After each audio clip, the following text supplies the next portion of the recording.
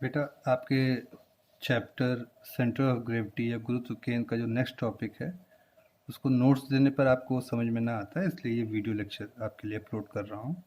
Next topic जो है बेटा वो है आपका संयुक्त पटल या समतल का केंद्रक ज्ञात करना।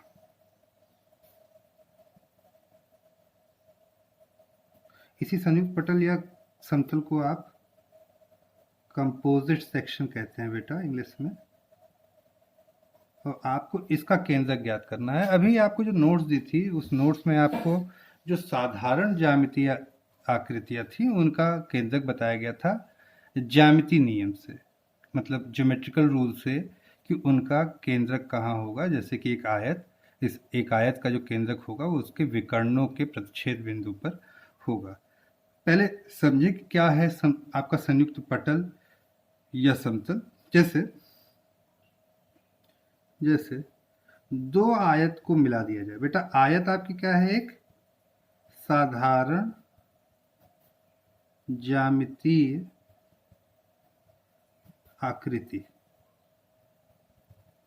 ठीक, एक साधारण ज्यामितीय आकृति है आयत। और अगर दो आयतों को मिलाकर, जैसे दो आयत हैं, पहला आयत ये है बेटा आपके पास, और इसमें एक दूसरा आयत आपने मिला दिया, इस तरीके से करके आपके पास एक जो ये आकृति तैयार हुई, ये आपकी एक संयुक्त समतल है, जो कि अंग्रेजी वर्णमाला के एल की तरह दिखती है, इसलिए इसे आप एल काट या एल सेक्शन कहते हैं। ठीक है। इसी प्रकार अगर आप देखें तीन आयत को मिलाकर, भाई तीन आयत को मिलाकर क्या बन रहा है? तीन आयत को मिलाकर देखें, पहला आयत मैंने ये ले लिया बेटा, दूसरा आयत ये, और तीसरा आयत फिर ये। तो ये एक आपके पास एक संयुक्त क्षेत्रफल हो गया या संयुक्त समतल हो गया, जो कि अंग्रेजी वर्णमाला के सी की तरह दिख रहा है, तो इसलिए इसे आप सी काट या सी सेक्शन कहते हैं। ठीक है। इसी तरीके से तीन आयत को मिलाकर आप अंग्रेजी वर्णमाला के आई की तरीके की आकृति भी बना सकते हैं, जैसे ये है। इसमें भी तीन आयत हैं बेटा, एक, दो और तीन, और इसे आप एक आई काट या आई सेक्शन कहते हैं।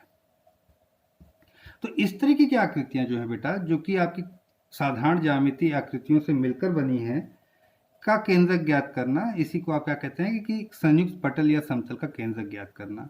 और इसके लिए ये जरूरी है कि जो साधारण ज्यामितीय आकृतियां थी जिनके लिए आपको नोट्स दी गई थी, उनके केंद्रक कहाँ होते हैं ये आपको भली भांति पता होना चाहिए। ठीक है।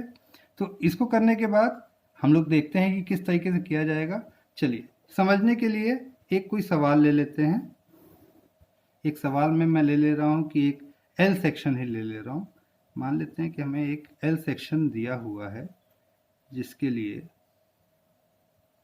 उसकी विमाएं दे रखी हैं। देखिए जरा, मान लेते हैं कि ये लंबाई इसकी दे रखी है 120 mm, ये ऊंचाई दे रखी है 150 mm, और इसकी ये मोटाई दे रखी है 30 mm, और ये मोटाई दे रखी है 20 mm। ठीक। तो आपसे कहा जा रहा है कि इस आकृति के लिए केंद्रक ज्ञात करें। ठीक। तो किस तरह से लगाते हैं सवाल को, स्टेप वाइज समझ लेते हैं। पहला स्टेप बेटा, स्टेप वन में आप क्या करेंगे? आप सबसे पहले इसके लिए अक्षों का निर्धारण करेंगे बेटा, अक्षों का निर्धारण करें। देखें, अगर सवाल में आपको अक्ष पहले से बना के दे रखी है कि ये क्षैतिज अक्ष है, ये ऊर्ध्वाधर अक्ष है, तब आप अक्षों का निर्धारण नहीं करेंगे। लेकिन अगर आपको सवाल में अक्ष नहीं बना के दी है, जैसे इस सवाल में कोई अक्ष नहीं बनी हुई है, अगर सवाल में अक्ष ना बनी हो तो सबसे पहले आप अक्षों का निर्धारण करेंगे। अक्षों का निर्धारण करने के लिए क्या करेंगे बेटा? तो जो आप क्षैतिज अक्ष बनाएंगे, क्षैतिज अक्ष, जिसे आप एक्स अक्ष कहते हैं, ये सबसे नीचे की ओर बनाएंगे। मतलब आपकी जो आकृति दी हुई, इस आकृति में सबसे नीचे, जैसे इस आकृति में है, इस आकृति में सबसे निचला हिस्सा कौन सा है, ये है। तो मैं फिगर बना ले रहा हूं फिर से।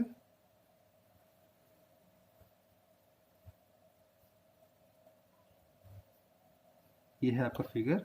इसको यहाँ पे नाम भी दे देते हैं, मान लेते हैं कि ये है आपका ओ, ये है ए, ये बी, ये सी, ये डी और ये ई। तो ये है ओ, ए, बी, सी, डी और ई। तो सबसे नीचे बेटा कौन सी लाइन है आपकी, ओ ई। इस सबसे नीचे पर आप अपने एक्स अक्ष को मान लेंगे। और जो आपकी ऊर्ध्वाधर अक्ष है, ऊर्ध्वाधर अक्ष है, जिसे आप वाई अक्ष कहते हैं, ये कहाँ कर बनाएंगे आप, सबसे बाईं ओर। सबसे बाईं ओर आप अपने इस फिगर के सबसे बाईं ओर अपनी वाई अक्ष बनाएंगे। सबसे बाईं ओर कौन सा है बेटा, ये ए ओ, ये सबसे इसका बाईं ओर का हिस्सा है। तो इस बाईं ओर के हिस्से पर आप अपनी वाई अक्ष को बना देंगे। तो पहला काम आप यही करेंगे, आपको दी गई आकृति के लिए आप एक्स और वाई अक्ष मतलब क्षैतिज और ऊर्ध्वाधर अक्ष का निर्धारण करेंगे। ऐसा क्यों करते हैं बेटा कि सबसे नीचे और सबसे बाईं ओर मानते हैं, जिससे कि हमारी पूरी की पूरी आकृति आपकी फर्स्ट क्वाड्रेंट में, मतलब प्रथम चतुर्थांश में आ जाए। प्रथम चतुर्थांश में आ जाए, इसके लिए आप ऐसा करते हैं कि आप अपनी आकृति में सबसे नीचे और सबसे बाईं ओर एक्स और वाई अक्ष का निर्धारण कर देते हैं। ठीक है। इसके बाद जैसे ही आपके पास स्टेप 1 हो गया, आप स्टेप 2 करेंगे। स्टेप 2 में क्या करेंगे, आपको दी गई आकृति में, आपको दी गई आकृति में साधारण ज्यामितीय आकृतियों का निर्धारण करेंगे। ठीक है बेटा। कैसे, जैसे आपको ये फिगर दिया था,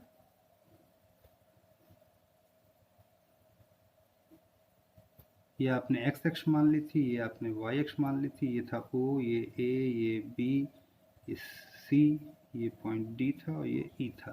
तो अगर आप इस आकृति को देख रहे हैं तो ये आकृति बेटा दो आयत से मिलकर बनी हुई है। साधारण ज्यामिति आकृतियों की बात करें तो कौन कौन सी हैं, आपने जिनके लिए आपको नोट्स दी गई है, वर्ग है, आयत है, त्रिभुज है, वृत्त है, अर्धवृत्त है, या वृत्त का चतुर्थांश है।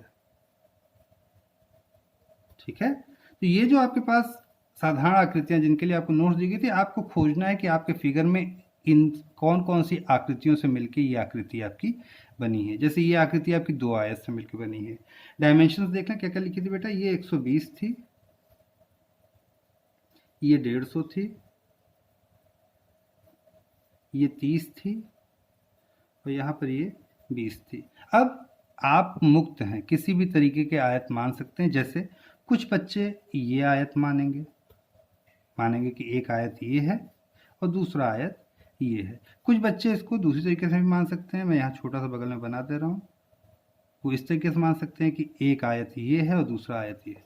तो इससे कोई फर्क नहीं पड़ता है, आप बस ये देख के चलें कि आप कौन सा आयत मान रहे हैं। जैसे मैं इस सवाल के दौरान मान रहा हूँ कि मेरा एक आयत ये है और दूसरा ये है। जैसे ही आप आयत मानते हैं तो इनकी लंबाइयाँ चौड़ाइयाँ लिख लें। जैसे ये 20 का था, ये मतलब मोटाई 20 की, ये पूरी 120। तो अब यहाँ से यहाँ तक की ये लंबाई कितनी बची, 100।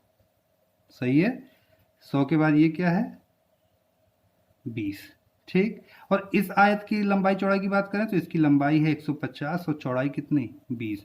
इसकी लंबाई है 150 और चौड़ाई कितनी है, 30। ठीक है। तो आपकी जो आकृति है उसमें आपने जो साधारण आकृतियां हैं उनका निर्धारण किया और साथ साथ इन आकृतियों को अंकों द्वारा अंकित भी कर दें। जैसे मान लेते हैं कि ये पहली आकृति है तो यहाँ कोने में लिख दीजिए कि ये 1 नंबर है। ये दूसरी आकृति है तो इसके कोने में लिख दीजिए कि ये 2 नंबर है। ठीक है, तो आकृतियों का निर्धारण कर दिया, उन पे अंकों का अंकित कर दिया अंकों को। अब स्टेप 3, तीसरा स्टेप क्या करेंगे आप बेटा कि ये जो साधारण आकृतियां हैं आपकी, इनके केंद्रक का निर्धारण करेंगे। तो लिख लें साधारण ज्यामितीय आकृतियों के केंद्रक का निर्धारण करें।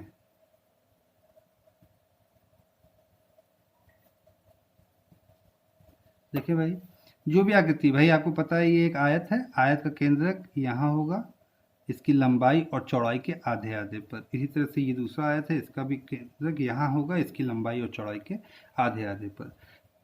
इन केंद्रकों का निर्धारण करने के साथ इनको नाम भी दे दें। कैसे नाम देंगे? नाम देंगे C1 C2। भाई केंद्र को दिखाने के लिए C या G का उपयोग किया जाता है, तो वही हम लोग C का इस्तेमाल कर रहे हैं। और क्योंकि ये पहली आकृति का केंद्रक है इसलिए इसे हम क्या कह रहे हैं? C1। ये दूसरी आकृति का केंद्रक है इसलिए हम क्या कह रहे हैं इसे? C2।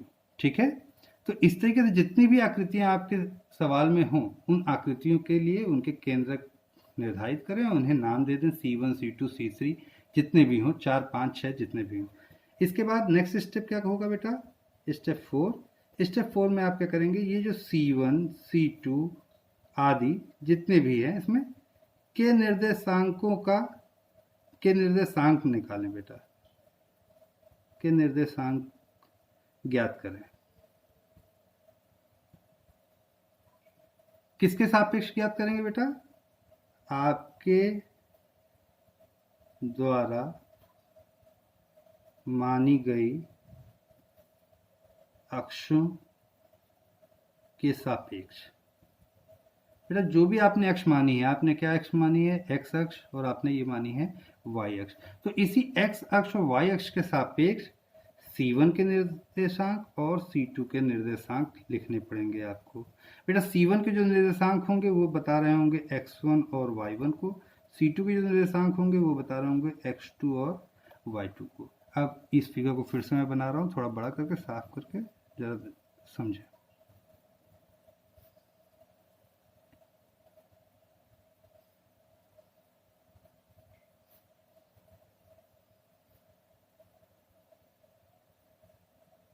ये थी बेटा पहली आकृति आपकी,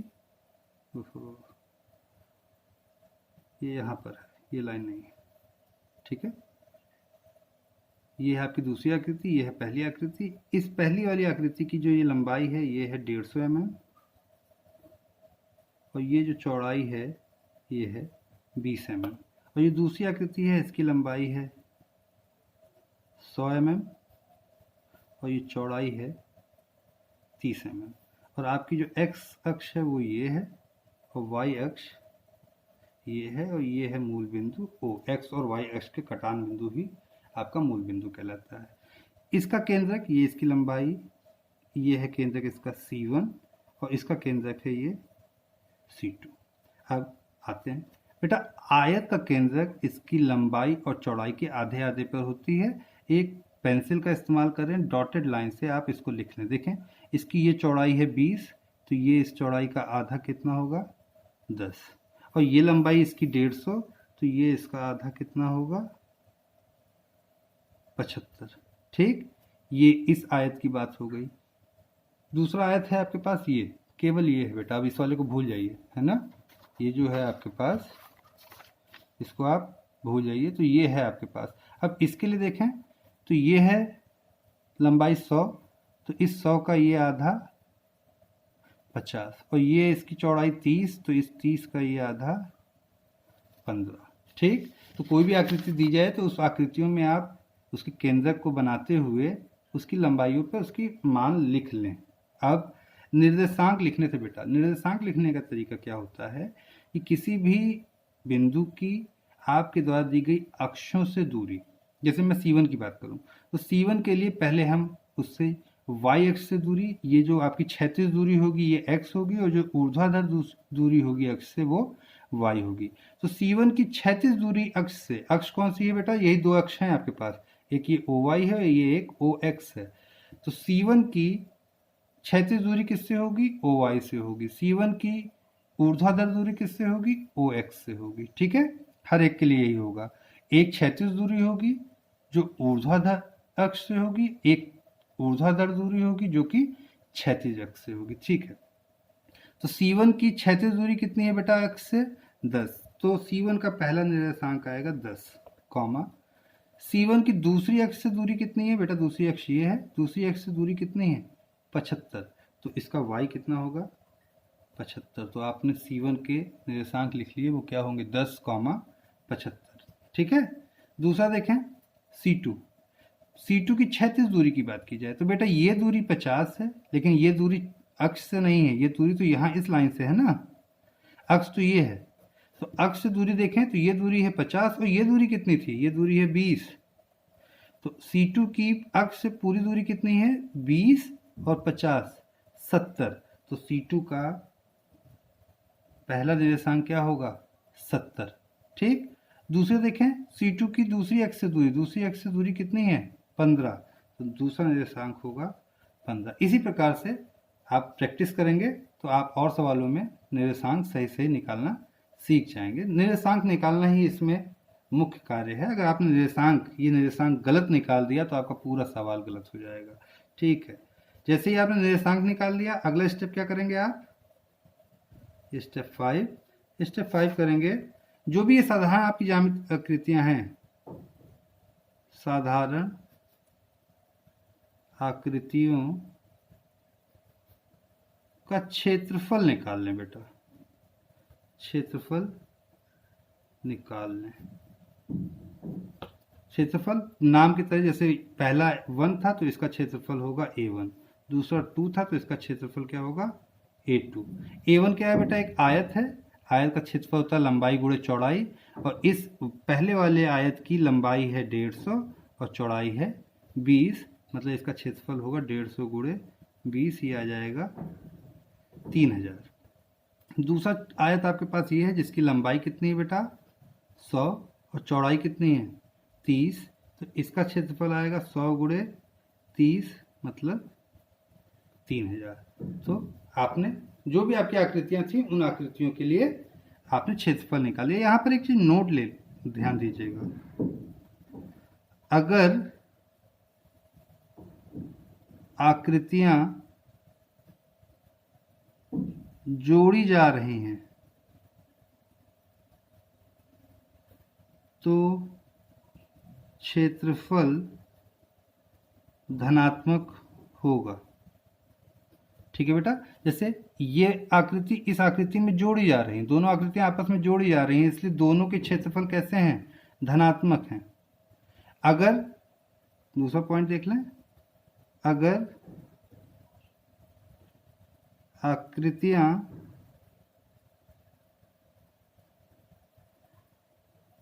काट कर निकाली जा रही हैं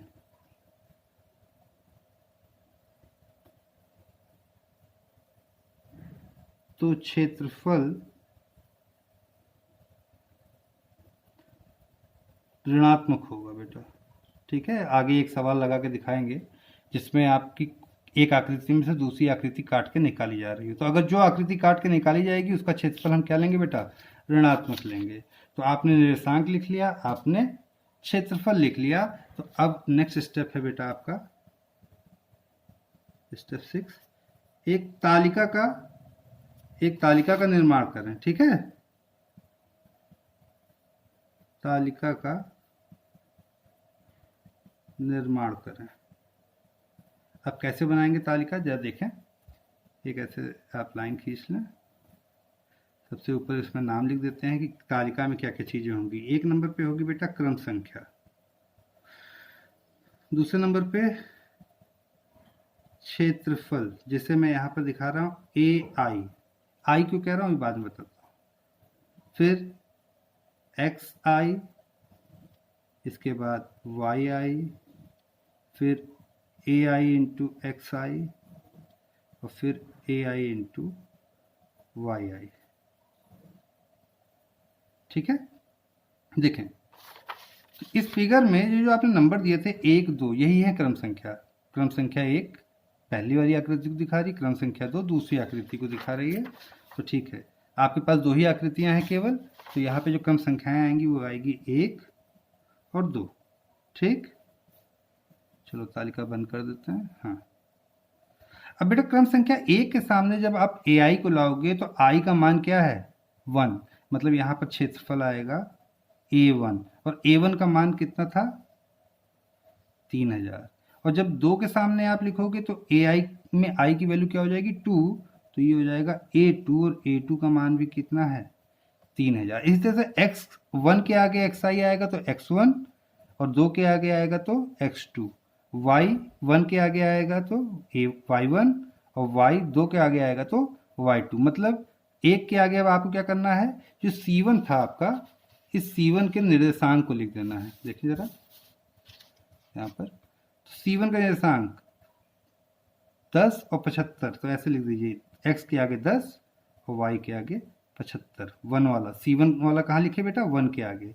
इस तरह से 2 के आगे क्या लिखेंगे C2 के निर्देशांक। C2 के निर्देशांक कितने थे 70 और 75, तो लिख दीजिए 70 और 75। ये थी वैल्यूज जो आपने निकाली थी, उसका इनपुट हो गया। अब इसके बाद क्या करना है बेटा, लिखा है ए आई एक्स आई, मतलब ए आई ये है एक्स आई ये है, इन दोनों का गुणा।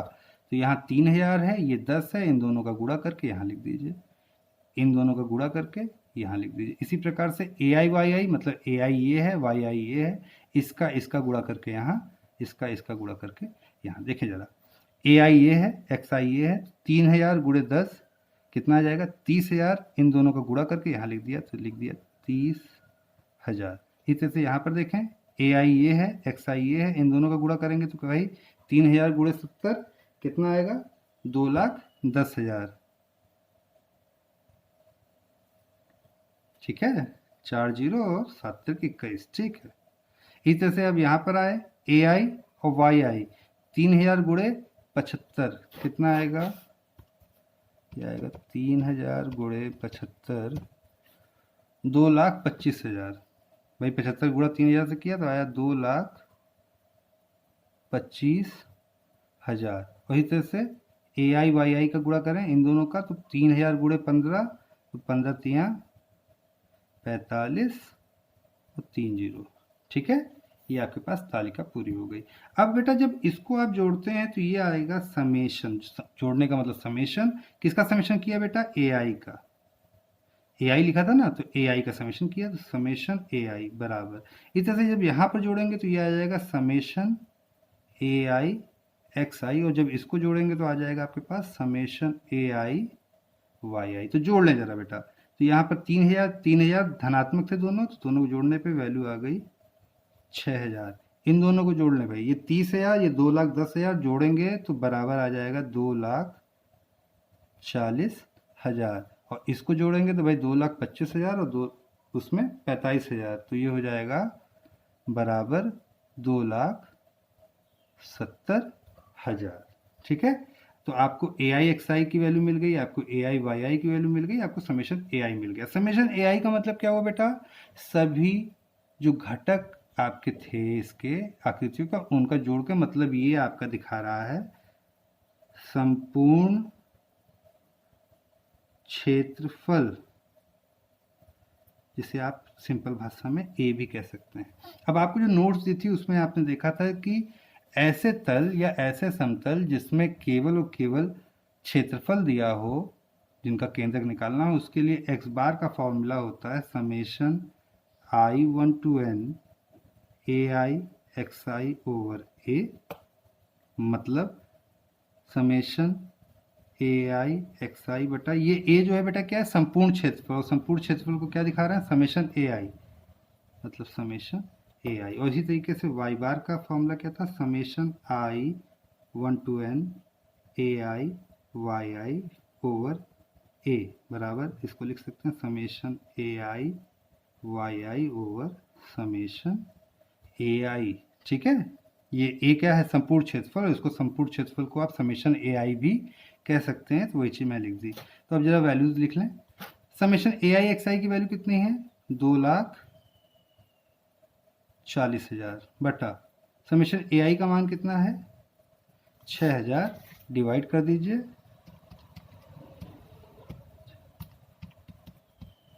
तो ये वैल्यू आती है आपके पास 40। ठीक है। और इसी तरीके से समेशन ए आई की वैल्यू कितनी है? 2,70,000 बटा 6,000, ये आपकी वैल्यू आ जाएगी 45। ठीक है। तो आपका जो x बार y बार मतलब केंद्रक का निर्देशांक है,